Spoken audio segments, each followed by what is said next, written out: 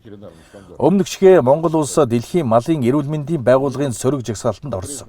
Евразийн эдийн засгийн холбооны хүрээнд Монгол улс Евразийн эдийн засгийн холбооны чөлөө тудалдааны хэлэлцээрийн төслийг бэлтгэснийг та бүхэн мэдж байгаа. Энд бас олон асуудал бий. Тухайлбал Монголын мах манай эдийн засгийн холбооны мал эмнэлгийн стандартад нийцэхгүй байна.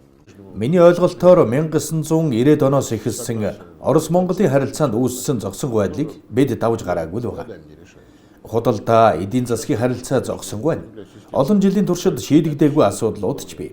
Тиймээс одоо манай талаас Оросын холбооны улсын байгаль орчны сайд Козлов Монголын талаас амар сайхангүй толгойлж буй засгийн газар хоорондын комиссийн тогтолцоог бэхжүүлэх хэрэгтэй. Тэд тун идэвхтэй байгаа дээр үр дүнтэй ажиллахаар шийдсэн үн, чанар, логистикийн чадварын хувьд Орос улс нь Монгол улсын хувьд хамгийн тохиромжтой түнш юм л да.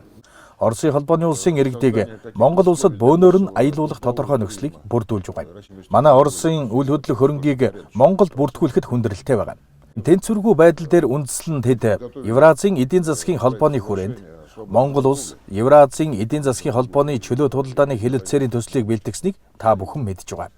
Үүний дагуу ялангуяа Монголын уламжлалт экспортын татварыг тэглэх буюу үлэм хэмжээгээр бууруулах юм. Махан бүтээгдэхүүн, арьс шир, савхин бүтээгдэхүүн, ноос ноолуур үүнд багтана. Энд бас олон асуудал бий.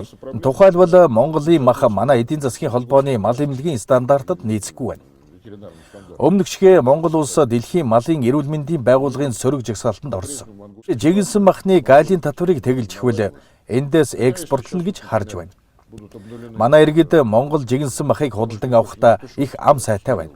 Манай докторская хяма энд юр бусын алдартай гэдгийг би мэднэ. Энд Монгол дахь буряд дэлгүүрийн сүлжээ байна. 2-3 дэлгүүр нээсэн. Маш сайн ч ажиллаж байгаа. Миний бодлоор тэд ашиг орлого сайтай ажиллаж байна. Улаанбаатар төмөр зам энэ нь 75 жил оршин тогтнож байна. Энэ нь тэргүүлэх чиглэл. Тэгээд ч ерөнхийлөгч энэ хувьцаат компанийг Монгол улсын хөдөлмөрийн баатар болгосон. Хятадууд Орос руу хичнээн чингэлэг тээвэрлэхэд бэлэн байна. Өмнөгчгээ Монгол улс дэлхийн малын эрүүл мэндийн байгууллагын сөрөг жагсаалтанд орсон.